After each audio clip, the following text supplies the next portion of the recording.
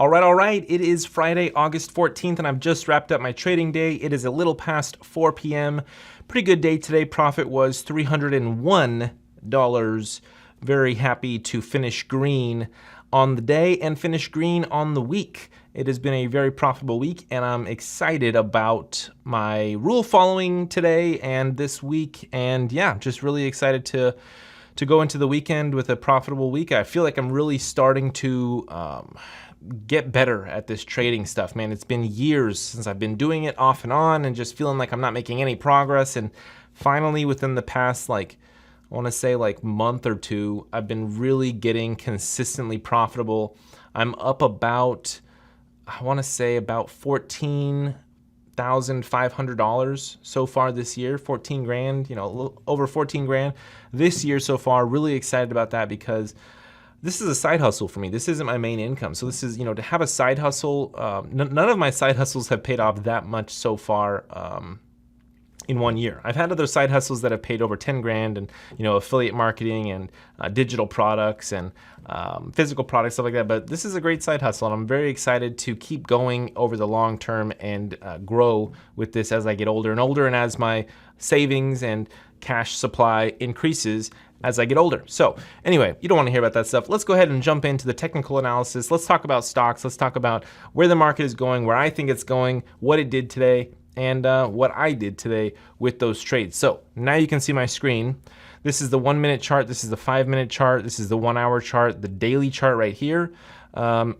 This is my little stock that I normally trade, SPXL. Okay, so I look at the SPY, I watch the SPY, but I only make my trades on SPXL, which is basically the same thing as the SPY.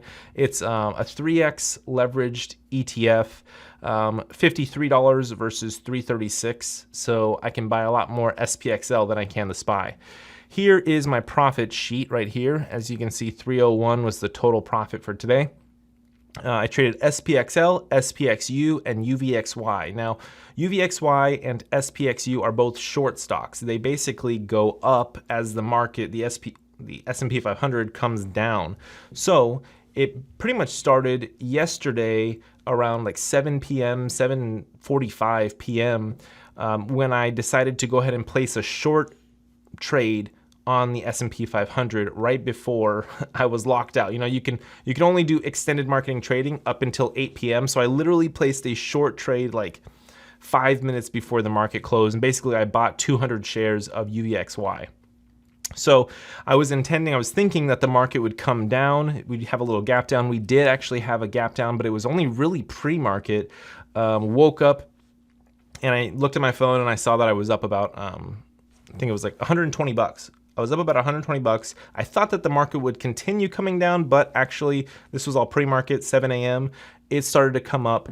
So I closed my position, ended up making $93 on that quick overnight short trade. I really thought that the market was going to come down a whole lot more. I thought this doji daily candle yesterday would have given us more of a pullback, a reversal. I don't know if you guys can even see that. Let me move the screen a little bit. And there you go. Now you can see the daily.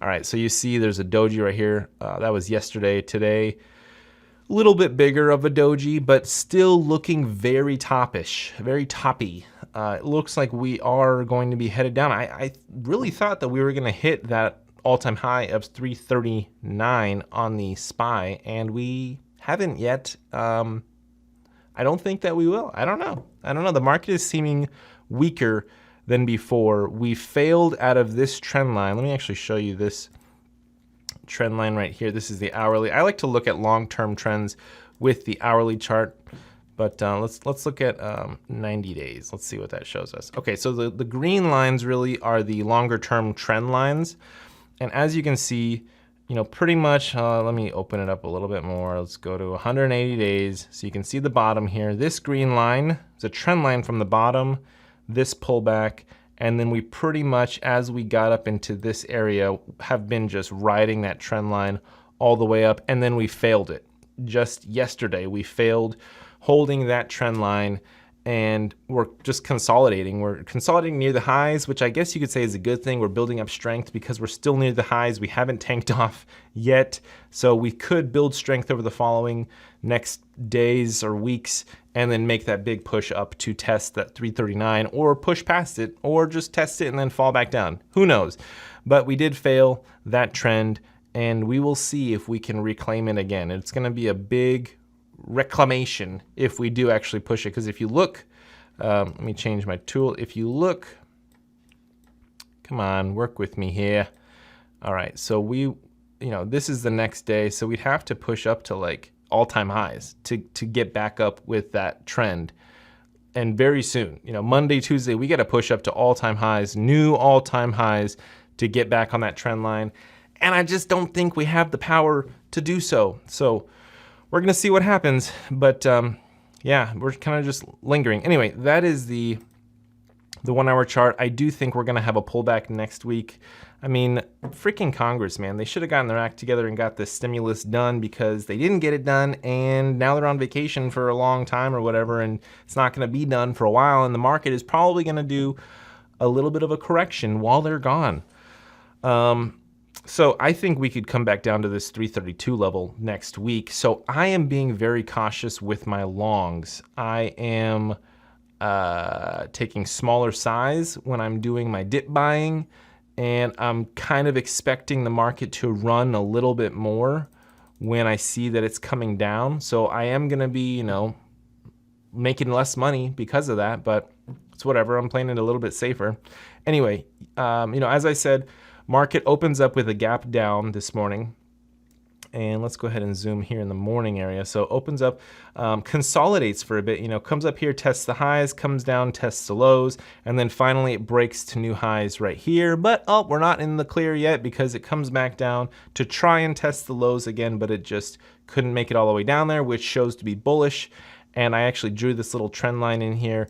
Usually I make my trend lines green, but I just left this one. This is like a little short-term trend line that I made today. But basically, as you can see, the market was bouncing up, following this trend line until it failed.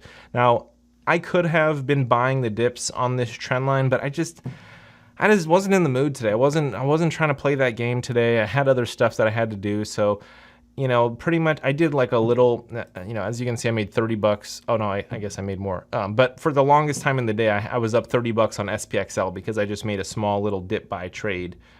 Maybe it was here. I don't even remember. I think it was when it came to the middle view up. I think it was this one right here, this kind of third dip down here. It came down here. I bought it, pretty much sold on these two candles right here. It was just a quick little small size dip buy. Made a quick $30, and then just kind of let it keep going. I pieced out, But anyway, market did that, failed the trend, tried to reclaim it, tried to push back up to it, just could not, and then it just sold off for the rest of the day. Slow sell-off, wasn't a fast one, and so that's why I was a bit nervous. So I really practiced my patience on getting in to this sell-off, because it was just so slow that I just had a feeling it wasn't. Usually when I dip buy, I like it to do this. I like to get in, and then I like it to just explode up. When I see that it's just like meandering down to lower, I'm like, I don't think that's going to give me that explosive recovery that I was looking for. So I held off on making a trade. I waited until it started grinding up against this lower VWAP band. The RSI started to look ideal, in that 30% range, starting to turn blue. That's always what I look for when I'm trying to do a dip buy. And then I'm going to start looking for bottoming action. So right here is where it started to look bottomish. Came down. So what I look for when I'm seeing bottoms is that when it pushes down to put in new lows, it's not putting in that, it's not going that much deeper. It's not going that much further. Also, we had this big support line right here at 335.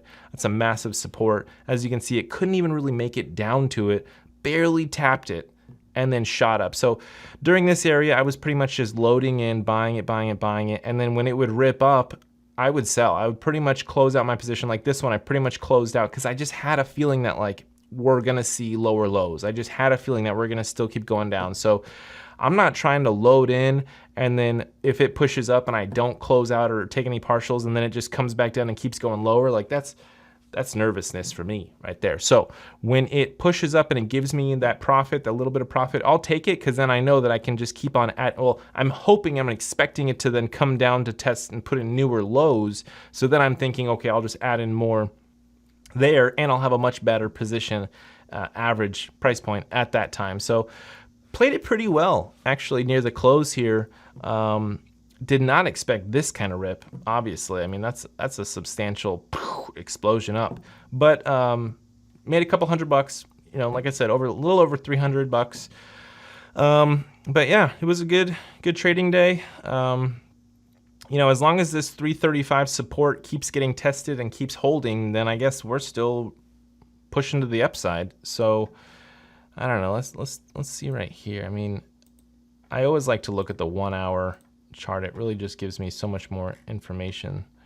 I mean, this is that level, that 335 level right here. I mean, we've been testing it right there, right here. Obviously, we failed there, but we reclaimed it, and then we came back, and then we tested it a little bit there. I mean, we are really hammering that 335 level, so it shows that it's strong. And you know, we may test the upside one more time, and we'll see if we can get up to that high that we put in recently, the 338 high. But I'm just not trusting this market. I'm not trusting it to go much higher. So when your upside reward is very small and your downside is pretty sizable, I would definitely recommend taking smaller size, being quicker to go ahead and take that profit, and also take those losses quickly, because you don't want to be caught up in this. Yeah, that's unfortunate. I actually was kind of caught up in this. I bought into this, and it just kept going a lot further than I thought it was going to go. So I was down when this day finished. I was down $3,000, and then was able to make it all back. So thankfully, I was able to get out of that trade. But yeah, so that is my little recap for you. Hopefully you got value. If you did, smash that like button, show me some love, and I'll catch you in the next one. Peace.